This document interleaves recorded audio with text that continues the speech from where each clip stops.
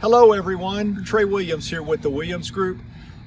Hope you're doing well today. Want to reach out to you and tell a little story today. We all learn by stories. Thoughts and prayers out to everybody that went through the issues that we've been in the last couple weeks with weather, with frozen pipes, electricity, and all the challenges. Thoughts and prayers out to all the folks that have been affected. But you know, as of this week, I think most of us probably think that we're on the backside of that, and if we've getting things addressed, we're getting them addressed, and if not, we're moving on and we're okay. But Lisa and I had something happen last night that made me want to do this video today as a friendly reminder. I thought I was dreaming at about 1:45 this morning. I heard water rushing. I was not on a beach in my dream. And Lisa woke me up screaming, Trey, we've got a water leak. And by the time I figured out what was going on, there was water rushing out from under our vanity in our bathroom. Now, to be honest, and I'm telling on myself, and this is the purpose of the video, I couldn't even remember where I'd put my water shut-off key. So after all we've been through, you would think that I would have it handy, and luckily I was able to find it. But there are a couple of lessons to be learned through all this. Looking into it, it was the vanity supply line water, cold water side. I called a couple of plumbers today, one specifically Sean Murphy, master plumber, and he told me that these things need to be inspected once a year and that washing machine lines need to be replaced every 3 years. But on the back of it was a little worn spot where it was up against the vanity wall in the cabinet, and it had sprung a leak.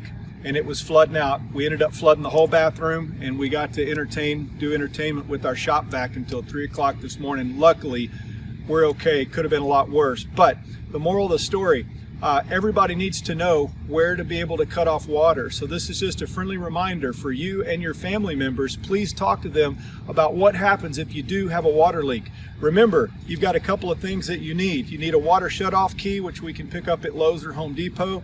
I like this model just for the fact that it's got the opener for the box, the city main box on top, or you can go with this model, which has the opener built in on the edge, but with this wrench it's sometimes hard to get down into the box. But you take this, go down to the water meter and turn usually a quarter or half a turn to turn off the water. Couple things, that is the city's water box, therefore you're accessing their water box. Technically speaking, I've never heard it happen, but if you were to damage it, you would have to be responsible potentially for it. Number two, some homes have a main cutoff up near the house. Many times that valve is closed, it's hidden, it's covered in dirt from flower beds, but know it exists. And if you want to create a preventative maintenance measure, you might want to check with your plumber and get him to locate that and maybe install a newer valve that hasn't been sitting in the dirt for how many years that you can access versus having to go here to the meter. Point to the story. While things are good and everything's in good shape, take the time to make sure you've got the proper tools. Put them in a place where they can be easily found, because trust me, at 1:43 this morning when all this happened, I was not thinking clearly, and by the grace of God, I was able to find my tools and get the water cut off where it could have been a lot worse. Anyway, we'll keep in touch with market conditions in an upcoming video. Want to pass this along to you, feel free to pass this along to friends. Thank you for your friendship and support.